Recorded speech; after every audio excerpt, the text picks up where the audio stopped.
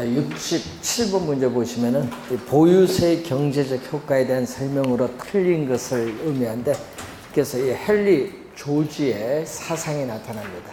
자, 두 가지가 있는데, 자, 1번 지문 보시면은 이 토지에서 나오는 지대 수입에 대해서 100% 세금으로 징세라는 것은 세금으로 징수하는 건데, 세금으로 징수를 하게 되면은 정부의 그 지대의 수입을 가지고 정부의 재정 지출을 충분히 충당할 수 있다고 주장합니다. 그래서 토지 이외에 토지 이외에 모든 조세는 철폐하자고 주장합니다.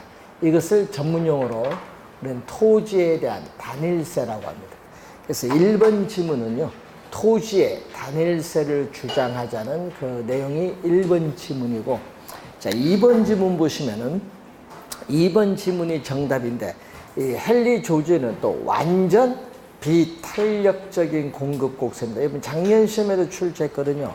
완전 비탄력적이라는 용어가 나오면은 수직선이라는 걸 꼭 명심해 두셔야 됩니다.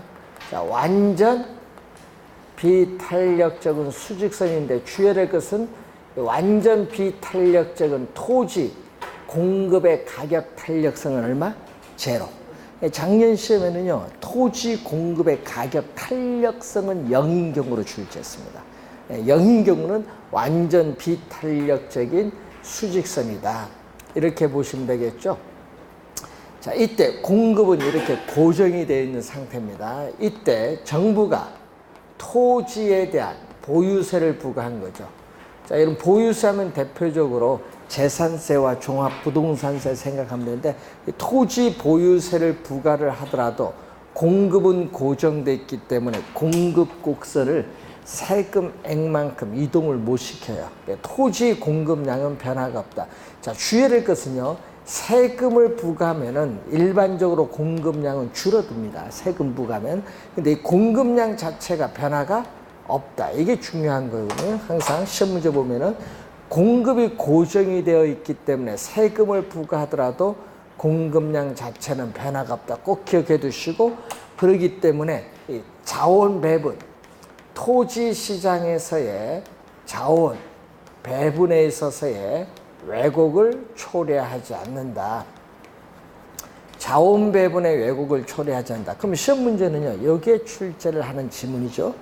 자원 배분의 왜곡을 초래하지 않는다.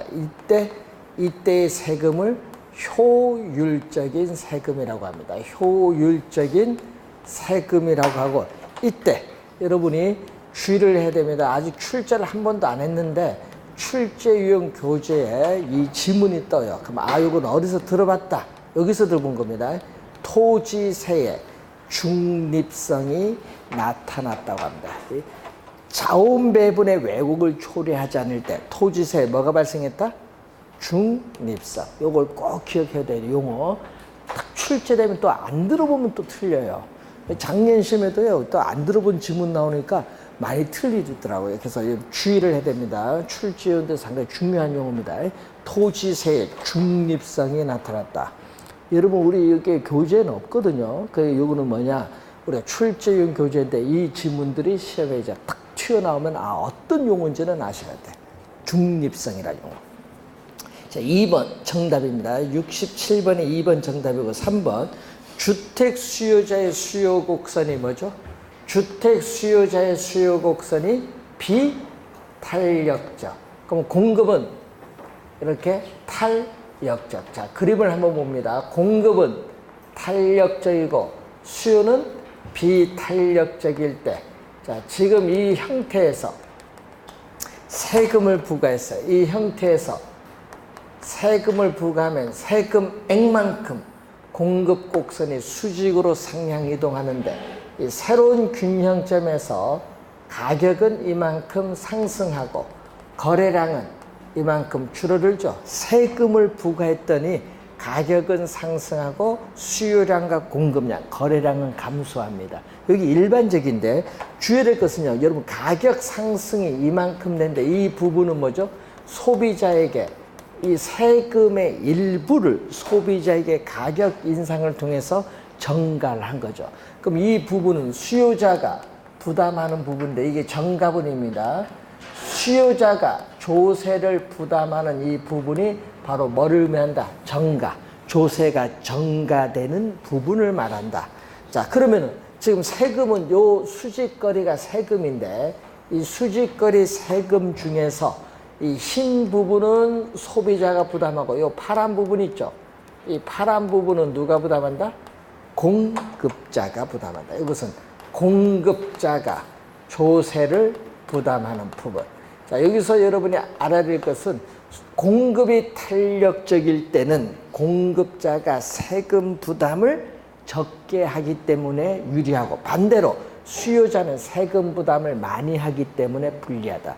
그래서 여러분이 이 그래프를 그리지 않고 우리가 빨리 지문을 OX를 확인하려면 꼭 이것만 잘 기억하면 되겠죠.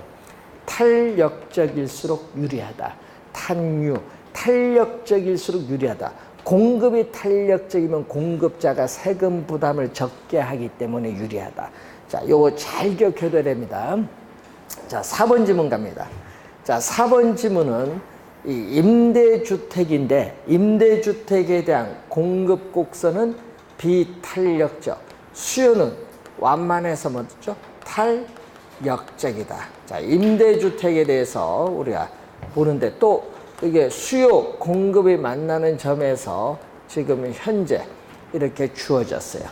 자, 이때 또 세금을 부과를 하면은 또 세금액만큼 공급 곡선이 수직으로 상향 이동하는데 이때 이 점이죠. 가격 인상이 이 정도 됐죠. 자, 이렇게 거래량은 감소했습니다. 가격 인상을 통해서 이 부분은 누가 부담? 수요자가 세금을 부담하죠. 이 세금의 일부를 임대료 인상을 통해서 수요자인 임차인에게 전가되고 이 부분은 누가 부담? 공급자인 임대인이 부담하죠. 누가 적게 부담하죠?